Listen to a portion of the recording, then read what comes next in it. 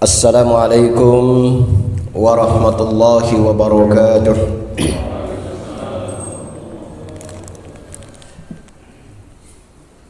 Alhamdulillahillazi arsala rasulahu bil huda wa dinil haqq liyuzhirahu 'alad dini kullihi wa kafa billahi shahida. Asyhadu an la ilaha illallah wahdahu la syarika lah, lahul mulku wa lahul hamdu yuhyi wa yumitu wa huwa ala kulli syai'in qadir. Wa asyhadu anna Muhammadan abduhu wa rasuluhu ballagar risalah wa addal amanah wa nasahal ummah wa jahada fillahi haqqa jihadih kama qala ta'ala fil Qur'anil Karim wajahidu fillahi haqqa jihadih wajtabakum wama ja'ala 'alaikum fid dini min haraj millata abikum Ibrahim wa sammakumul muslimina min qabl. Allahumma salli wa sallim wa barik ala Muhammad wa ala alihi wa ashabihi wa mawalah. Rabbi israh li sadri wa yassir li amri wahlul 'uqdatan min lisani yafqahu qawli. Shadaqallahul 'azim. Jamaah salat subuh, Bapak Ibu hadirin hadirat yang saya hormati dan muliakan, kepada Allah Subhanahu wa taala tentu kita mengucapkan syukur dari sekian banyak nikmat yang Allah Subhanahu wa taala karuniakan kepada kita. Wabil khusus kembali kita hadir bertahan sejenak setelah kita melaksanakan sholat subuh berjamaah di masjid yang kita muliakan, yang kita cintai ini, kita bersama-sama berbagi pengalaman dan pemahaman tentang agama, dan semoga ini menambah kebaikan-kebaikan kita di sisi Allah Subhanahu wa taala insyaallah. Bapak Ibu yang saya hormati dan muliakan, beberapa pekan, ya mungkin sampai bulanan saat ya, kajian subuh pernah tersampaikan di mimbar yang mulia ini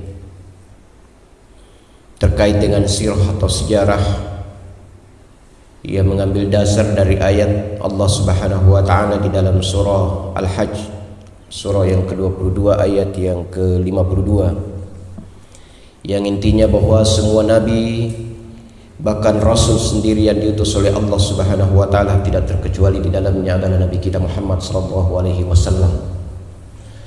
Semuanya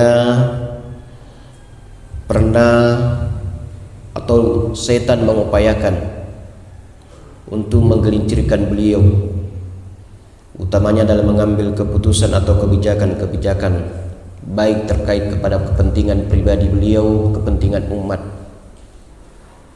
secara keseluruhan. Inilah yang dijelaskan di dalam surah Al-Hajj, surah yang ke-22 ayat yang ke-52.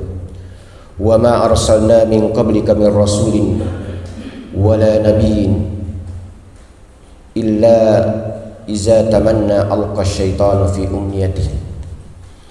Tidaklah seorang nabi dan rasul yang diutus oleh Allah Subhanahu wa taala di muka bumi ini, ketika beliau mau mengambil satu keputusan atau kebijakan, setan laknatullah senantiasa berusaha untuk mensisipi atau memasukkan bisikan-bisikan agar kiranya keputusan itu bisa membawa dampak yang tidak baik kepada orang-orang, kata objek daripada keputusan itu.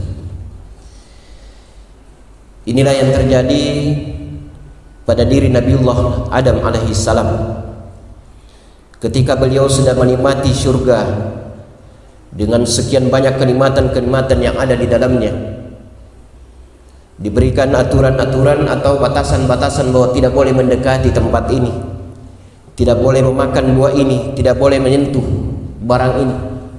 Tapi karena bisikan setan, ya beliau pun tergelincir. Begitu juga dengan Nabiullah Nuh alaihi salam, ya, ketika beliau berdoa kepada Allah Subhanahu wa taala, la tazar, jangan kau sisakan sedikit pun atau satu orang pun di muka bumi ini dari orang-orang yang zalim. Ketika beliau sudah selesai, ketika beliau telah menyampaikan dakwanya sekian lama, Jadi digambarkan dalam ayat itu begitu ya mungkin bahasanya terlalu kasar kalau kita katakan begitu kurang ajarnya ini umat yang dihadapi oleh Nabi Nuh ketika itu. Ya. Bukan saja menutup telinganya ketika Nabi Nuh menyampaikan kebaikan, kebenaran, tetapi dia buka bajunya, lengan bajunya, kemudian dia tutup kepala. Itu digambarkan dalam ayat seperti itu.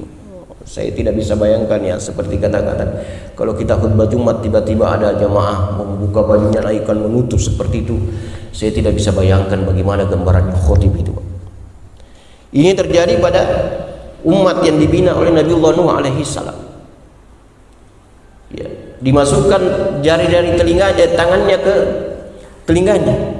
Bukan sampai di situ, dia buka bajunya kemudian dia tutup.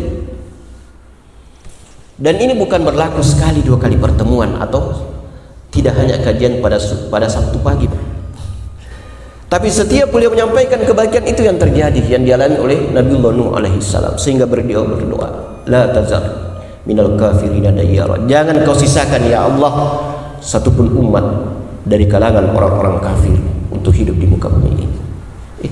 Tapi begitu didatangkan banjir, anak dan istrinya juga ikut kena. Beliau juga kaget, kenapa anak dan istri saya juga diazab seperti itu? Ya itulah bentuk dari ijabah doa yang selama ini dimunajatkan, ya, karena ternyata anak dan istrinya tidak termasuk orang-orang yang mengikuti apa yang diajarkan oleh Nabiullah Nuh alaihi salam. Demikian nabi-nabi yang lain, ya. Bahkan Nabi kita Muhammad sallallahu alaihi wasallam yang kita sudah jelaskan ketika itu bahwa setidaknya ada 4 peristiwa di mana Allah Subhanahu wa taala menurunkan ayat yang begitu keras menegur kebijakan keputusan yang disampaikan oleh baginda Rasulullah sallallahu alaihi wasallam. Ya, itulah hebatnya ya. Kita dengan Nabi kita ini dengan Nabi, apalagi dengan Rasulullah sallallahu alaihi wasallam, kalau beliau melakukan hal-hal yang keliru kan langsung boleh diluruskan oleh Allah. Nah, pelajaran bagi kita bahwa semua bentuk kejadian peristiwa-peristiwa yang dialami oleh para nabi dan rasul itu akan terjadi pada umat-umat, termasuk kita yang menjadi umat baginda Rasulullah sallallahu alaihi wasallam.